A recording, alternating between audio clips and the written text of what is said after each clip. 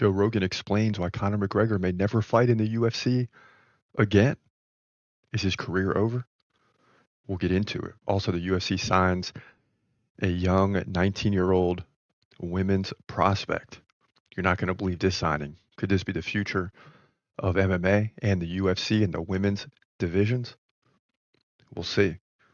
Also, Chris Curtis blames Russian spies for showing up to his gym for about a 2-week period. You're not going to believe this story. We got these 3 stories and more next. Broadcasting live from an undisclosed location. This is the TCMMA Podcast with your host, Chris Cross. Whoa!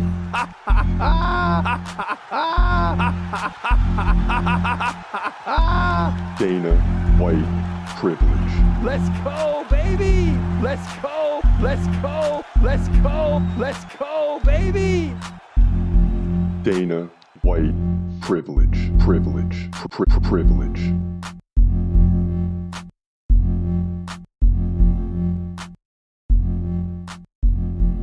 What's happening? This is your boy Chris Cross checking in. This is the TC MMA podcast. Christmas is over. The new year is right around the corner, and you know what that means. We got a whole year of UFC fights to discuss, to get to, and it's all coming very fast.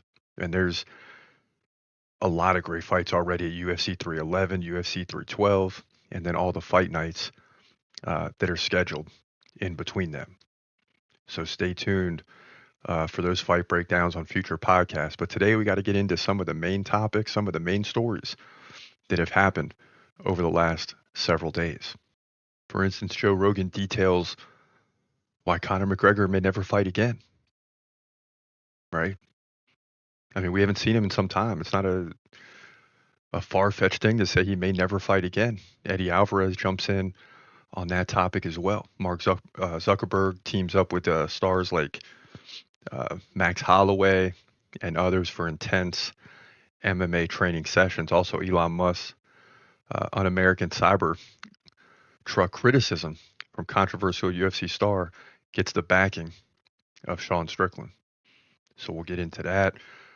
Also, Sean O'Malley is on a break from social media. You've seen this from different people saying he needs to level up. The UFC signs a 19-year-old top MMA prospect named Elise Pereira, and we put out a short on this just a couple days ago. Big signing. And, you know, if you're the UFC, you got to get some of these fighters early. And she was campaigning for a spot. She got it. Chris Curtis accuses UFC Vegas 101 opponent of underhand tactics, saying 2 Russians just showed up at our training camp at Extreme Couture. So those are some of the main topics. Let's go back to the top and begin with Conor McGregor, because this story just drives me crazy because we never see the guy fight. He's constantly in the news. You know me, he's always been one of my favorite fighters, but the reality is since I started watching MMA, probably 2014, 2015, McGregor was huge at the time, but he already started getting into boxing. Then he had the one fight with Khabib that didn't go well, and then since then you've seen him like once or twice in like a 7 or 8 year period. But Joe Rogan explains, I don't know if Conor's ever going to fight again. The reality is that guy's partying, and he's partying real hard. I mean, it's just, yeah, I mean, that's all you see is the guy partying. And then, you know, then it's like, okay, I'm getting serious for training camp, and then I'm back to partying, and then we never see him in the octagon. I know that McGregor is behind the scenes training his butt off at different times, but the media is completely against him. So they're going to highlight all the negatives. And if you're Conor McGregor, you need to eliminate them totally. He's not a guy that can get out of the spotlight. He lives for it. He thrives off it. There's a camera, he's going to get in front of it, and it's not always for good reason. So we as fans are going to see all the negative stuff. And it just appears that McGregor's not, whether he is or isn't, perception is everything. And it looks as though McGregor's not serious. He's not serious about fighting. If he was, he'd be back already. And when he wants to come back, is he going to be able to fight? I mean, Eddie Alvarez doesn't believe the UFC will ever let Conor McGregor go, right? So it's like you're either going to fight in the UFC or you're not. He says, I know how difficult it is to get out of those contracts. Realistically, I think he still has 2 fights left on his UFC contract. This is what we've discussed in the past. Alvarez told MMA Fighting, I just know how difficult it is, especially when you're that valuable to a company. Yeah, the UFC is just not going to let McGregor go. He goes on to say, I haven't been as valuable as Conor, but back when I was basically Bellator's main guy, I know how difficult it is to get out of those contracts. They don't make it easy. And this is the storyline. So he's got 2 fights left. The UFC's in no hurry because when those 2 fights run out, then, he's going to go somewhere else. So it's like, as a fan, I mean, you want to see McGregor fighting for titles, but he's a long way from that. If he'll ever even get back to that point, if he even wants to. And that's the problem. And the UFC knows that. It's like he just wants to fight any 2 fighters he can, get out of the contract, get some big boxing fights in, and ride off into the sunset. And I agree with Eddie Alvarez 100%. The UFC is not going to make that easy. The UFC is going to keep this guy as long as they can, even if that means he never fights, which also means he can't run out the contract. He can't free himself up. So McGregor's stuck. I mean, he's stuck. Moving forward, Mark Zuckerberg teams up with UFC star Max Holloway for intense training sessions. And you've seen this from Zuckerberg now, right? Which I think all around, he's not doing it because of Trump or anything like that. The whole Facebook thing where they're trying to get on good terms with Trump. At least that's the way it's looking. I don't think this has anything to do with that. But it does look good because Trump's a big fight fan and Zuckerberg's in the mix. So it helps on that front, even if that's not the main agenda. I think Zuckerberg just wants to train MMA. And now he's going to get closer with the UFC because we have Dana White coming out and saying, help us with AI for UFC rankings. So that these humans can't screw it up, basically. And, that's kind of exciting. Again, how's the code going to be written? How are they going to determine who's number 1, number 2, number 3? It's got to be better than a bunch of humans getting together and making those decisions when none of them can agree. And a guy like John Jones is at number 1. Because if you're doing pound for pound, you got to say today. And John Jones has virtually never lost. I mean, even Islam has lost.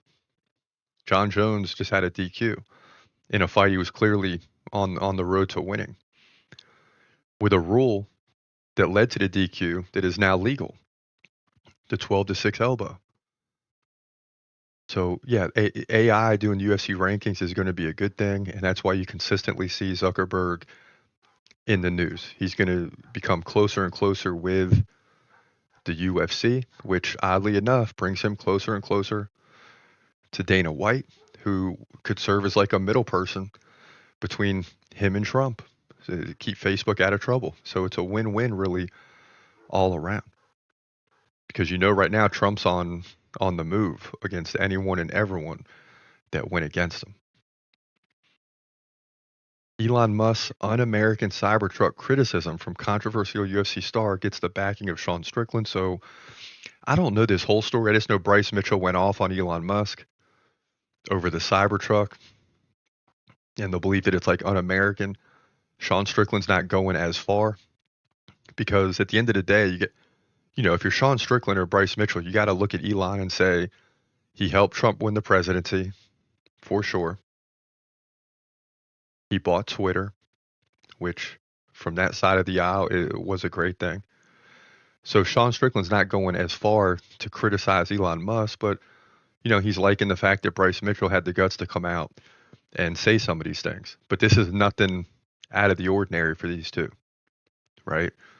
And what I've always said is now that Trump's side has dominated the election, you're going to start seeing infighting from the right wing from Republicans. And that could be Elon Musk and Bryce Mitchell on a very basic level. But in order to get things done, People got to come together. And only time will tell if that's going to happen. Not likely, right? Not likely. Sean O'Malley is detoxing from social media, saying, I need to level up. And this is like a new thing, right? People detox from all types of stuff, but now all of a sudden you got to detox from social media, which means, if you're listening, that it's an addiction, is what it sounds like, right? It's potentially an addiction. So when a guy like Sean O'Malley loses the belt, he's saying, hey, I need to get refocused, man. I need to level up. I need to get better.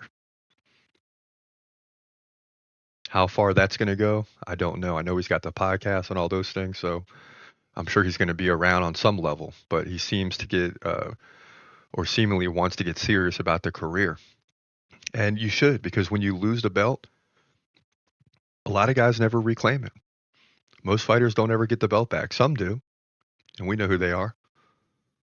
Amanda Nunes, Valentina Shevchenko, okay, and a host of others in the men's divisions. It's a little bit harder in the men's divisions, though, because you just got people coming up at all times. You just got to get better. And Sean O'Malley's still really young, so he does need to refocus and figure out, how am I going to get this belt back and not just slowly fade away. So good move on his part. The UFC signed 19-year-old top MMA prospect Elise Pereira. And you see that name Pereira, and that should get you excited. Doesn't matter what the first name is. The last name is Pereira. But the fact is, she's undefeated right now. She campaigned to get in the UFC, including wearing a shirt that directed the attention to McMaynard, and it worked. She won a fight in 11 seconds, beat a former champion. I'm not sure if it was from from One Championships or whatever. It doesn't really matter. She's just done enough to get noticed by the UFC, and what the UFC is going to do is throw her some softballs and give her some fights that she should win. She's supposed to win, and maybe 3 or 4 fights, maybe 5 fights in. She'll be 21, 22. She'll get some of those high-level fights, but we're starting to see this, right, with these younger fighters like Raul Rosas Jr. You didn't see this 10 years ago in MMA, but now there's, places for younger kids to go train, and they're getting to a much higher level at a much younger age, and that's just part of the evolution of the sport, and this is certainly no different. I mean, to get signed by the UFC at 19 means they're not necessarily looking at you as a 19-year-old. They're looking at you as like 25, 26, 27-year-old and saying, man, the prospect of this fighter is unbelievable. We got to go get her right now. And that's what the UFC did in this situation. Good work by the UFC and its team. Also, Chris Curtis accuses UFC Vegas 101 opponent, that would be Roman Kopylov, of underhanded tactics. A couple weeks ago, he says, 2 Russians just show up to training. 2 Russians just showed up. So he's saying there's some spying going on. There's some spying going on. And then you got an American versus a Russian fighter. You got everything going on in the world right now. So this makes for an interesting story for the UFC. But at the end of the day, it only serves to hype up the first fight card of the year, right? Anything like this helps get the fans excited, because it's not often that you have 3 or 4 weeks in between a UFC fight. It only happens once a year, or a UFC card. And this is the time where the end of the year is happening, and then you got the new year coming. So there's no fights for 3 or 4 weeks, and they got to start to get the attention shifted to the next big fight card. And it's at the Apex Center, so it's not like the biggest event ever. And you need some eyeballs in this thing. And you got 2 women at the top fighting, so it doesn't always lead to a lot of views. So a story like this, and why we wanted to talk about it, is not so much the story itself as it is getting people interested in the next big fight card. And this will do just that, because you have an American fighter saying that he's being spied upon by 2 Russians. Now, this isn't high politics or anything like that. This is a UFC setting. These type of things happen. And the 2 Russians show up for about 2 weeks, and then they're gone. And Chris Curtis has reason to believe. And I think they went back and trained with Kopylov. I'm not quite sure on that. but something along those lines, allegedly, right? That they are connected to Roman Kopylov. So Chris Curtis isn't happy about it, but guess what? He's just going to go in there and try to win this fight. Roman Kopylov is a very good fighter. It's not going to be easy. That's the bottom line.